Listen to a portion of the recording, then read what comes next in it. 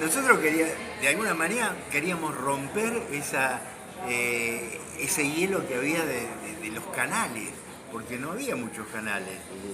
Entonces queríamos hacer algo por el barrio, que el barrio empezara a comentar de que había un canal de televisión cerca de su casa. Se corrió la bolilla y todo el mundo quería poner a esas 2 horas. Y decía, ¿qué vas a pasar? Mi mamá vivía a unas 10 cuadras y me decía, ¿qué vas a pasar, hijo? Y bueno, voy a poner una película. Bueno, pero pon esta que me gusta, qué sé yo, y le pasaba, en realidad le pasaba una película a mi mamá. Pero lo que queríamos era romper ese hielo que decía, se puede hacer cosas para un barrio. Udaondo estaba muy perdido, pertenecíamos a Morón, poco llegaba de Morón, excepto el colectivo cuando con las calles lo permitía.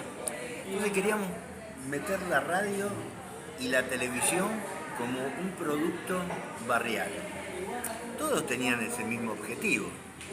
Lo que pasa es que, claro, nos empezamos a dar cuenta de que aquello que habíamos empezado como radio, la televisión ocupaba otro espacio que era totalmente distinto, que era la imagen. Y ahí empezamos a filmar un poco las calles de Ituzaingó, las calles del barrio. Con una filmadora empezamos a hacer un pequeño noticiero. Pero ese noticiero nos costaba todo un día de trabajo para hacer 15 minutos. Era mucho trabajo. Y además, ya que estábamos en una clandestinidad con la radio, con el canal de televisión, peor todavía. Le dije a Juan Gentile, con unos ahorros que yo tenía, y yo me había ido de Autolatina con un retiro voluntario, tenía una consultora en la zona de San Andrés, en la zona norte, que era mi trabajo, ¿no? Pero además como periodista. Entonces armamos una radio truchita, que era trucha, con los técnicos de Radio El Mundo. Don Félix Loturco, que era el técnico de Campeones, de automovilismo, que trabajamos todos juntos, hicimos la truchita. Teníamos 30 vatios, llegábamos a toda la capital, no había radio, el espectro estaba limpio. Y nació, yo puse una torre, con la truchita empezamos a transmitir Radio Udaondo. Esto te estoy hablando del 87. Pero yo ya venía charlando con la gente de Arco, Farco, Arlía, y unos locos como siempre suele haber, dijimos, ¿por qué no hacemos un transmisor de televisión? Y lo vamos pasando. 2 horas vos lo venís a buscar, haces 2 horas, otro que vaya a buscar el transmisor, y así los fines de semana hacíamos 2 horas de transmisión al aire. Teníamos una antenita, una Yagi, y ese transmisor muy trucho y muy mal manejado, porque los cables los atábamos como podíamos, sacábamos una película, porque no podíamos hacer vivo. No fue claro, ¿no? Lo que hacíamos era pasar una película, dibujitos animados, y nació Canal 4. En todos lados era Canal 4 porque era la frecuencia que teníamos. ¿Ustedes podían ponerle cualquier frecuencia y eligieron? No, el transmisor estaba ajustado en la frecuencia de Canal 4. O sea, que vos lo transmitías. Yo iba, vos desenchufabas, me lo llevaba yo, lo enchufaba en mi radio, transmitíamos con una videocasetera, ya teníamos la película, teníamos los dibujitos, y 2 horas. A las 2 horas venía otro a buscarlo y se lo llevaba.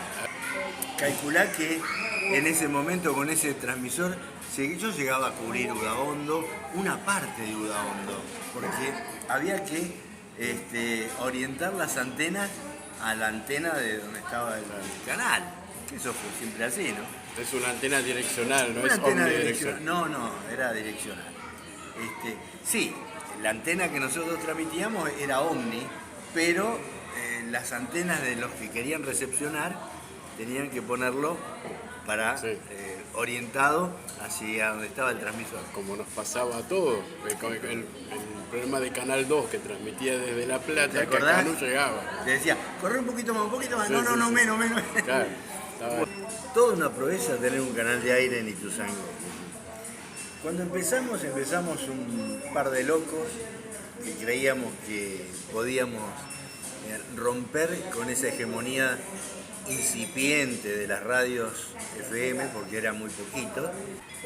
Acá en Ituzaingó estaba frente a la plaza, había una radio evangélica y Radio Ituzaingó que estaba, no sé si era Villaleón, por ahí. Ahí estaba Radio Manuel. En ese momento yo estaba trabajando en Canal 7, Radio El Mundo, con un gran amigo que nos dejó hace un año atrás, Juan Gentile. Y bueno, imagínate que también de Ituzaingó queríamos hacer algo. Entonces le vinimos a comprar a Rebel, que era el encargado de Radio Manuel, en ese momento era otro el dueño. Le quisimos comprar un espacio para transmitir fútbol. Nosotros estábamos haciendo deporte, hacíamos automovilismo en Canal 13, en Radio El Mundo. Entonces veníamos con todos los equipos, los exteriores, era toda una tecnología. Y para la radio era algo explosivo. Y le compramos unas horas antes de los partidos. Poníamos música, Julio Iglesias, para sacar un poco el tema evangélico, pero le comprábamos una media hora antes y nosotros llegábamos con todos los equipos de exteriores y empezamos a hacer exteriores con Radio Manuel.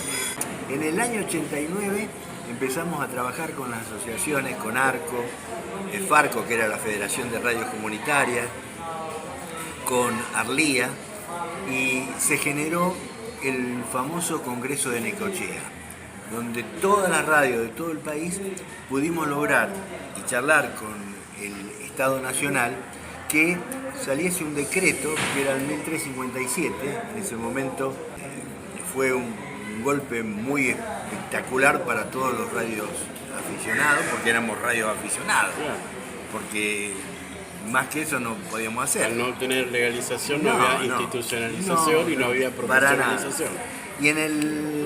Y logramos que en el Congreso de Necochea se legalizaran las radios. Cada radio iba a tener un permiso precario y provisorio. Udaondo tuvo el número 51 de todo el país. Bueno, pero allí ya en Ituzaingó habían crecido otras radios. Nueva Argentina, Nuevo País, Siglo XXI creo, Radio Oriente. En Tránsito fue una de las primeras. La primera de todo fue FM Oeste en Aedo. Se transmitía desde una confitería en la curva de Aedo, de Rivadavia. Bueno, y Suburbana, que era otra radio en una ciudad de fomento de Aedo. Eran las radios que en ese momento eran fuertes, muy fuertes. La tuya también se creó en un patio, ¿no? En el patio hicieron ustedes de tu casa, ¿fue? Sí, en el fondo de mi casa. Puse la torre, 42 metros, cuando veían esa torre todos los vecinos decían, uy, se va a caer, se va a romper toda la... No, el formato de radio no cambia. Lo que pasa es que el streaming, hoy llegás a otro público, es exactamente lo mismo. Lo que pasa es que el aire te da una cierta cobertura que hoy en día está muy sucio el espectro. Hoy tener 1 kilovatio de potencia es lo mismo que tener 100 vatios, no pasás de tu barrio. Entonces, el streaming te da la posibilidad de que te puedan escuchar a través de los teléfonos. Hoy poca gente utiliza las radios en los hogares, por ahí en el auto, pero la mayoría lo escucha por el teléfono o por una tablet o la computadora. Y eso te da una audiencia mucho mayor. Claro, algunos temas cambian, porque ya no te podés quedar con lo local, tenés que ir un poquitito más a lo internacional, a lo nacional. Yo tengo llamados a veces en la radio de gente que me está escuchando, por ejemplo, de Colombia, de España, o de Italia. Y vos decís, ¿cómo llegan? Bueno, porque las redes hoy son explosivas. Uno hace un posteo en Facebook, en Instagram, o en TikTok, en lo que sea, o en YouTube, y te llega a una audiencia que vos jamás te lo hubieses pensado que podía llegar. Ahora Néctar está saliendo en duple con Udaondo, pero Néctar nace a través de un pedido de la gente que quería escuchar folclore, porque folclore no hay radios de folclore, muy poquitas. Entonces querían un cierto estilo del folclore, que tenga un sentido nacional. Y nace Néctar, porque no podía ser, en Udaondo ya tenía un estilo, era una línea latina, y Néctar nace por ese pedido. Y quedó hace 3 años. Néctar es una hija menor de Udaondo. Y en algunos programas que yo hago a la mañana, de 10 a 12, Sintonía, un programa que tiene la misma edad de la radio, 39 años.